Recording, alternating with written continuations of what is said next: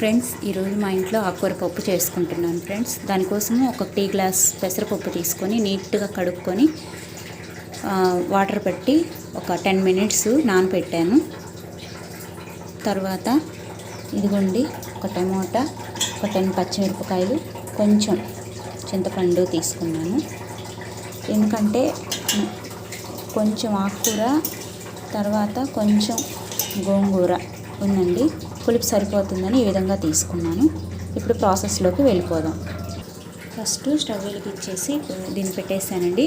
ఇది బాయిల్ అవుతూ ఉంటుంది. ఈ లోపల నేను ఇవన్నీ వాష్ చేసుకొని రెడీ చేసి పెట్టుకుంటాను. ఇదిగోండి, పైన ఈ విధంగా ఫోమ్ వస్తుందండి. కొంచెం ఉడికిన తర్వాత ఈ ఫోమ్ అంతా ఇలా అంతా గంటితో తీసేసుకొని దీన్ని పడేసేయాలండి.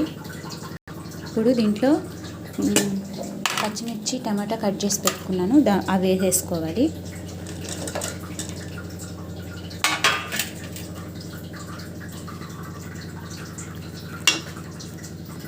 కొంచెం పసుపు కూడా వేసేసుకోవాలి. కొంచెం ఇలా టర్న్ చేసేసుకొని ఇదిగోండి, ఈ విధంగా మూసి పెట్టేసుకుంటే ఒక 10 మినిట్స్లో అంతా ఉడికిపోతుంది.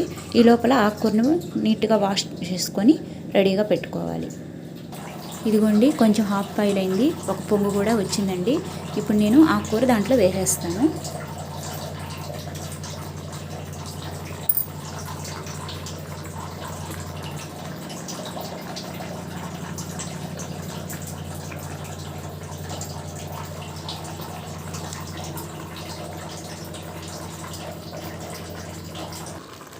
చూడండి, 10 మినిట్స్ అయింది. 10 మినిట్స్ తర్వాత చూడండి, నీట్గా ఉడికిపోయింది.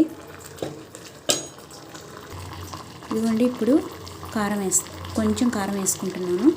ఇది మీరు తినే కారాన్ని బట్టి వేసుకోవాలండి. కారం కావాలంటే వేసుకోవచ్చు, అవసరం లేదంటే స్కిప్ చేసేయచ్చు.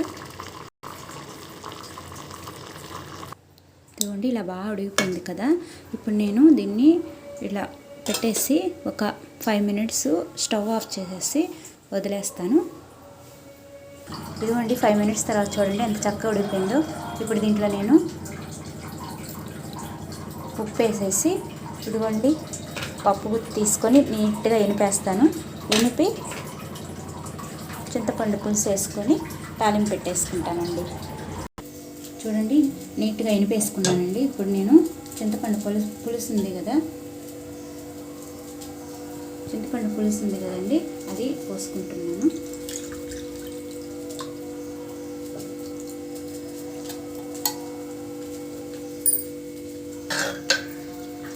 ఈ విధంగా కలిపేసుకొని ఇప్పుడు తాలింపు పెట్టేసుకుంటాను.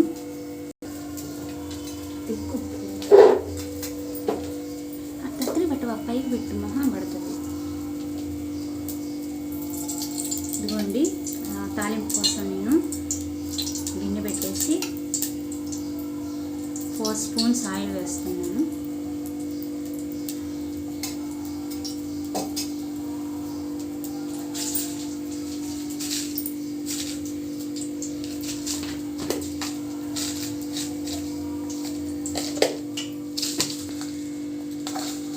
ఆయిల్ వేడెక్కింది, పోపు దినుసులు వేస్తాను.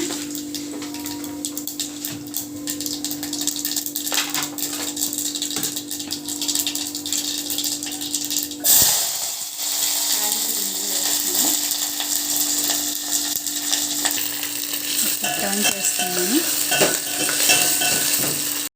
ఇదిగోండి, కొంచెం కాలుతుంది. ఇప్పుడు నేను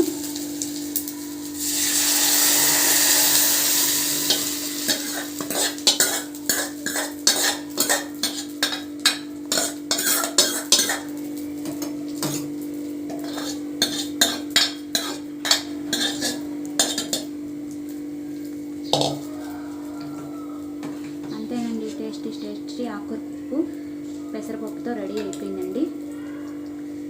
ఒక 1 మినిట్ ఉంచేసి దించేసుకొని సర్వ్ చేసుకోవచ్చు. బాయ్ అండి.